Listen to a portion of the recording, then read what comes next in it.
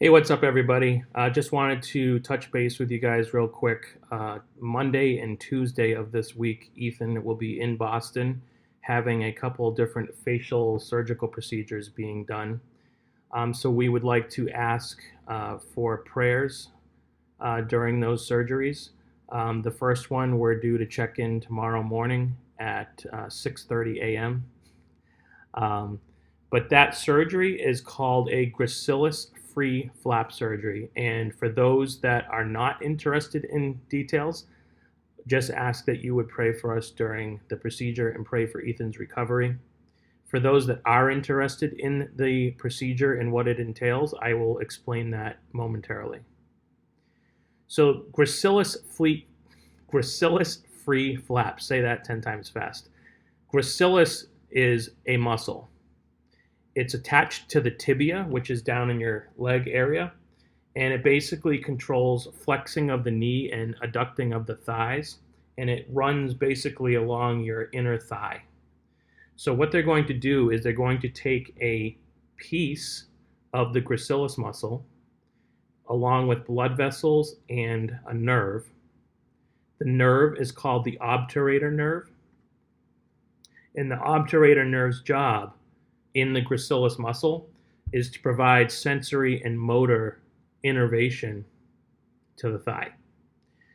So what they're going to do is they're going to take this piece of gracilis muscle along with a section of the obturator nerve. And many of you may remember that probably about 2 years ago, he had a procedure done where they took a sample or a piece of nerve from his calf muscle. That's called the sural nerve, and that basically provides sensory function to the lower part of the leg, the ankle, and the foot. But they took that and used it to do some cross-facial nerve graft procedures. One of them was to connect the healthy side of his face for blinking to the paralyzed side of his face for blinking. And then the other they ran and left right above his lip. And they basically said that they called it an extension cord. That they were just going to leave there in case we decided to use it later on down the road. So what they're going to do is they're going to take the gracilis muscle sample that has a nerve inside of it called the obturator nerve. They're going to connect the obturator nerve in that muscle to the sural nerve that is running across his face and is just left right up above his upper lip. Then what they're going to do is they're going to attach the gracilis muscle on this side of his face, down in this area called the smile vector. And I'm looking at myself on the screen, so if I'm getting my directions mixed up, oh well. But they're going to basically attach the gracilis muscle flap to this part of his face that's paralyzed. And then the other end of the muscle, they're going to anchor to something called the temporal fascia. And the temporal fascia is basically a fibrous layer that covers the temporalis muscle. So it'll be basically above his ear, right up in his hairline is where it attaches, and it comes down and attaches right to here to the smile vector.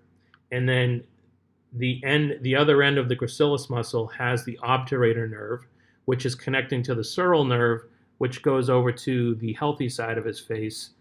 And the goal is, I don't know how many months or maybe a year it might take, but the goal is, if this all works and the axons between these two nerves grow into each other and start to send signals, when Ethan just naturally thinks to smile, the functioning side of his face, that works fine. But what this will do is it'll also trigger a smile spontaneously on the other side of his face that's paralyzed, because we're basically attached to the muscle here.